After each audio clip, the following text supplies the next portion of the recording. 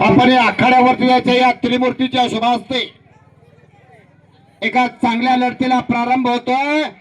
एक मुलगी आखाड्यावरती लढायला लागली। साक्षी गरड पडेल, आपण हात वरती करा। ज्या मुलीसोबत लढते ती मुलगी म्हणजे संध्या धनगर पैलवान आहे। त्या दोन्ही मुलीसाठी एकदा दोनदा टाळ्या तरी करायची।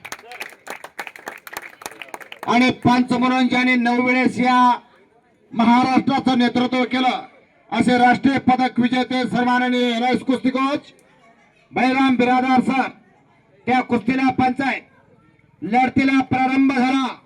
मुलगी आखाड्यावरती लढायला लागली। उद्यापासून सास्तूरचं मैदान आणि सास्तूरची पोरं खऱ्या अर्थानं आखाड्यावरती दिसायला पाहिजे, याच्यासाठी गावकऱ्यांनी केलेला हा टास आहे।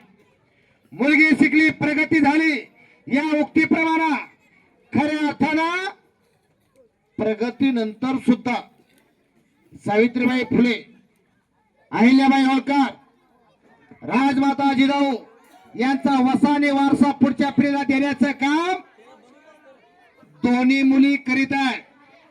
लढतीला प्रारंभ होतोय। चॉकलेटी कलरचा कॉस्ट्युम घालून आखाड्यावरती लढते ती साक्षी, तिचं नाव आहे। 2012 साली लंडन ऑलिम्पिक मध्ये आपल्या भारत देशाला साक्षी मलिक या महिला कुस्तीगिराने खऱ्या अर्थानं पदक मिळवले। बांगडी वाजवा की टाळ्या। आता कशी कुस्ती मारली, कशाला हवाय वंशाला दिवा, अशी एखादी घरामध्ये पंक्ती निर्माण करा, म्हणजे चांगल्या पंक्तीमध्ये बसण्याची वेळ येते। संपलं।